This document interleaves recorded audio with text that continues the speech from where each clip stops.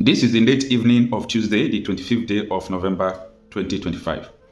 One of the videos I made that was 2 days ago, I was talking about there will be war in Nigeria. A lot of people have misconception. They were thinking that, oh, this guy is trying to bring us something out of nothing. This guy is trying to just sound alarm, something that might not cause war. This guy is just trying to say that there will be war. See, if you study many wars we have today, last 2 decades, you will understand how the wars started. The way Nigeria is now, Nigeria, all this Islamic militia, the terrorists, they are ready for war. I want to let you know what happened today. A trailer full of ammunition, it was passing. You know, before, if something is over full, then the leftover will be falling on the ground. So a trailer, a truck that was carrying guns and ammunition. So as it was passing, the bundes, the overload bundes, they were falling on the ground. So this thing happened it happened close to Ahmadu Bello University, Zaria. So look at this message first. Hello, sir. You see the person sent the videos that I'm going to show you. You say, see what happened today. Close to our school gate, a car was passing and this bullet fell. I'm really scared. A small car or trailer? A trailer. Stay with me. What is the name of the school and location? I will send it for them to put it in the news. In Abu, Zaria, that is Ahmadu Bello University, Zaria. Is it Dangote trailer or other trailer? Another trailer, no name. Now, look at the videos. Assalamu alaikum. Gashi wallahi sama da biyu ana bulika a cikin wata mota suna cikin tafiya ba su san ya zube ba. Gashi ka kira yan sanda?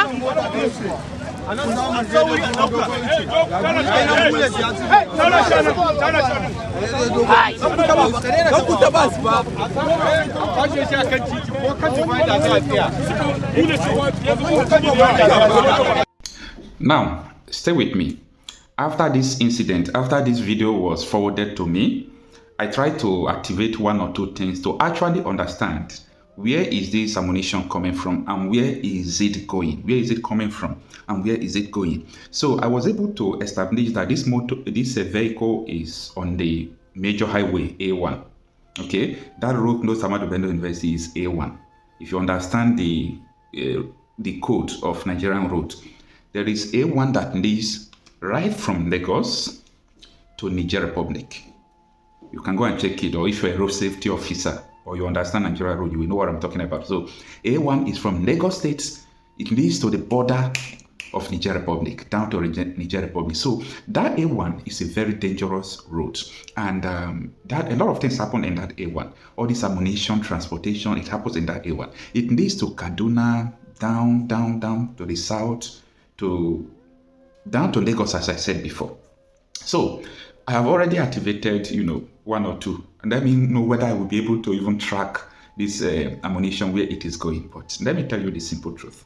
We have been saying this thing right from time, and many people don't want to understand. These people are preparing for war. These people are preparing for war. I'm not saying this thing to scare you. I'm not saying this thing to make you shiver. I'm saying this thing for you to prepare. No matter what anybody is telling you, it is matter of time. Save all these videos I'm making. These people are preparing for war. Now, for a truck to be passing and the leftover of ammunition is falling, do you know how many bundles in that trailer? No, you don't get it. I mean a trailer, a full load of all those trailers that can carry cement. Ammunition is everywhere. And the leftover was falling down. So it was not even well kept. It was falling down. See, you people need to start thinking. You have to open your eyes. You have to start thinking. So I don't have any information about it as of now, like where is it going, where is it coming, but probably it might be coming from, let me say, from Niger Republic, because this road will pass through Kanu, all those places down to Lagos. It's a very long road and it's one of the Nigerian most important, road. If you understand that road, you will know that this ammunition is going to a very far place. So the danger is there. People have to rise up. People really have to wake up to the reality on ground if I hear any information about where it is going. Because for now, as I'm talking to you, you can see this was just sent. So I don't know much about it. This was just sent. So if eventually that I discover the destination and so on and so forth, I will let you know. Then the other part I want to tell you is that if something of such, if something like this is happening, do you know how many trucks, how many trailers that have passed without something like this? If this trailer passed successfully without this ammunition falling down, nobody will know. Nobody will notice it. Do you get me? There is to say like hundreds of this kind of trailer is passing, going to the south. People are positioning for war. But this is just a sign to let people know what is about to happen. Yesterday, I was making a video. I told you people that southeastern part of the country is already surrounded. I thank God for southwest governors who are already raising money for security fund. The southwest is under siege as well. In River State, down to Bayelsa, go to Delta North, Edo North, all these places are under siege. So these people, they have systematically captured Nigeria. These are the people who used to go to army barrack, kill the soldiers, behead them, on the war front, defeat soldiers. My question is, how can Nigeria defeat these people? I understand the collusion and collaboration with people in the military or the politicians that is making them to win the war against the military. Because I believe if it is on a normal playing level field, they won't defeat the military. I'm saying this because I'm seeing the level at which the vigilante groups are winning war against all these infidels. So I believe that if people start getting prepared. I like what so many people are doing, like there are so many people who are training boys now, giving them gun and sharing intelligence. What matters in today's war is intelligence. So it doesn't even matter who carries AK-47, who carries bomb passion.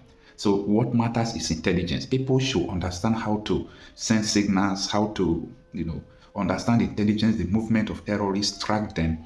Because when you know the movement of a terrorist, you've won the battle 50%, you will ambush them.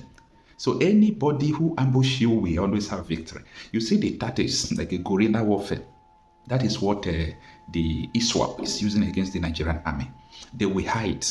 The Nigerian army will just be going, they will gather intelligence about the army. Even though there are 250 people will open fire. Before you will crack your bonnet, you are already on the ground. So it is important we keep on gathering intelligence. Go and fix cameras.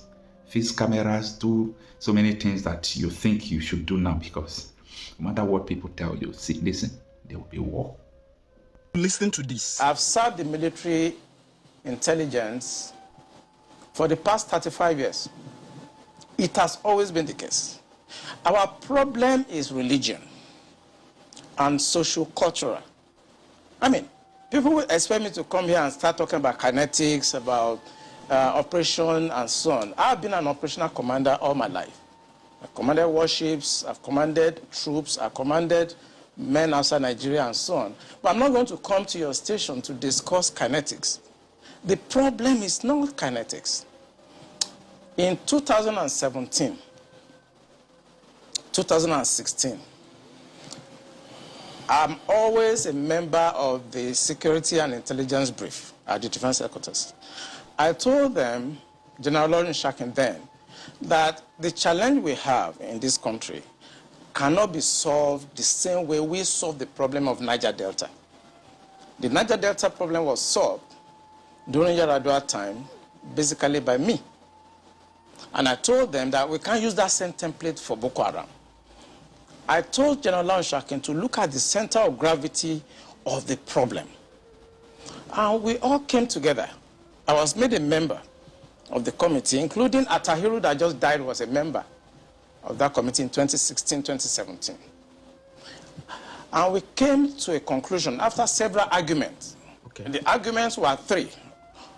To identify the center of gravity of the problem, one group said it is the fighters, the Boko Haram fighters are the center of gravity, so we should go after them. Another group said the center of gravity of Boko Haram is Abubakar Shekau.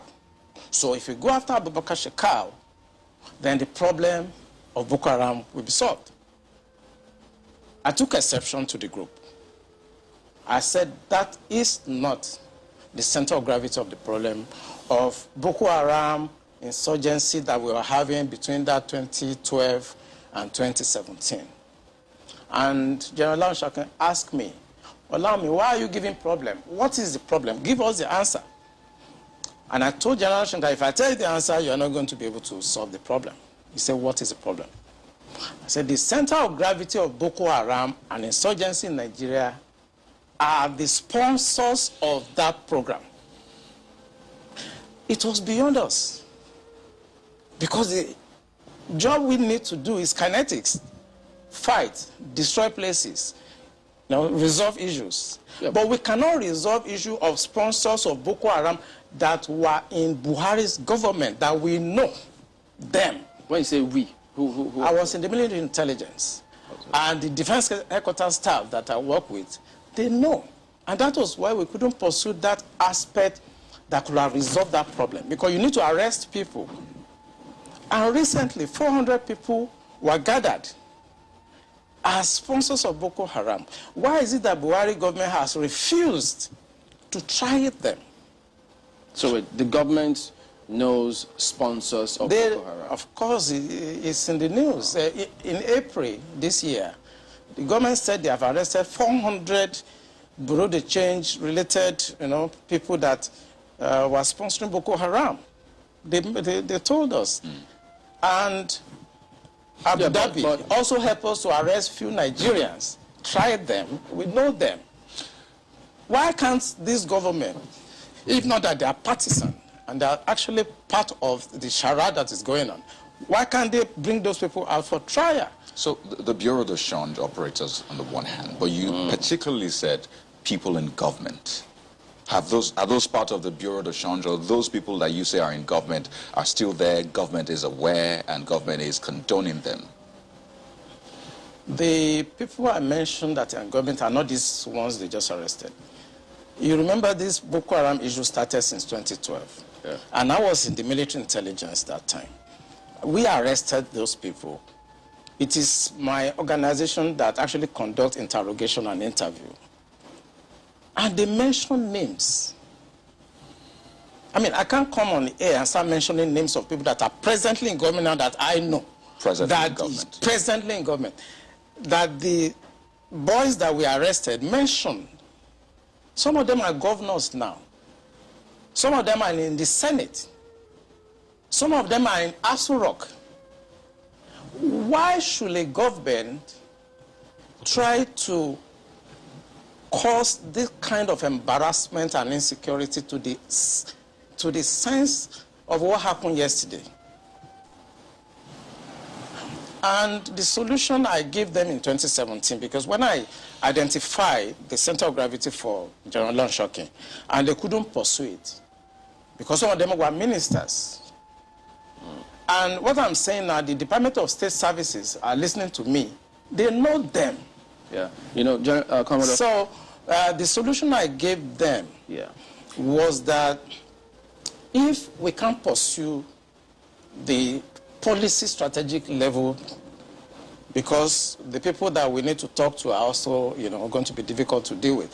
I said what they should do now is to conduct two things. We should buy blimps. The blimps are not UAVs.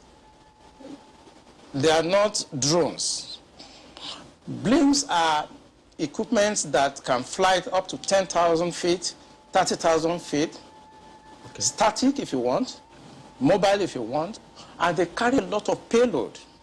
We saw them in Afghanistan. We saw them in Kenya. This will be something that can give us real-time intelligence, and we can know where these bandits or terrorists, where they emanate from, when they finish operations that they've done, where they go back to. Okay. Well, they did not buy this equipment up to. No. Okay, you said quite a number of things. Let's pick up on some of them and see if we could make some, if you could shed some further light on some of them. Since 2012, I mean, you've been in operation, as you said, ever since that time. You questioned several people. Some people were identified at that time. Did the government at that time try any of them? Or were any of them also in government at the time? No, the government did not try any of them, and the defense headquarters where I worked then did not pursue that line of operation because it's beyond them. The defense headquarters, actually, when you look at the defense structure of Nigeria, they lie within the policy strategic level, but basically they are operational guys. So when you have policy problem, then they cannot go beyond their masters. They can write intelligence report and say this is what is going on. And we've seen that the present government know what is going on. I'm sorry, is this a policy problem? I mean, the laws are clear. If someone is said to be involved in something as devious as this, the laws are clear. This person is meant to be arrested, questioned. I mean, it's quite clear. So is it a policy problem? We have the laws. So what is stopping the security agencies from actually enforcing the law, since that's what they are? I think what is stopping them is like when you are a member of a church and your pastor have decided to be at a certain level of spiritualism and you're a member of that church, you cannot be higher than your pastor. Spiritually, you can't, no matter what you do. So this is the same religion you spoke about? Yes. In real life, you see that the defense headquarters cannot conduct any operations that is not sanctioned by the commander-in-chief of the armed forces. Yeah. They cannot. No matter how small, little they cannot. So, when the Yar'Adua government decided to put an end to Niger Delta militancy, that was in 2007. What he did was simple. He called all the security chiefs and all the intelligence chiefs and tasked them to come up with a solution. The Defense Intelligence Agency, the National Intelligence Agency, the Department of State Services were called with the Inspector General of Police and the Interpol to come up with the solution to the problem. Then the problem was Niger Delta. The president was Yar'Adua. He was dispassionate. He wanted to solve the problem. Within 6 months, we solved the problem. I remember I have to go to Angola to go and bring Herioka, and nobody in Nigeria knew what we did. All we know is that since 27, 28 that we conducted our operation under Yar'Adua, Niger Delta issue has remained manageable. This government does not want to resolve this problem. They are escalating it because of tribal and religious sentiments. So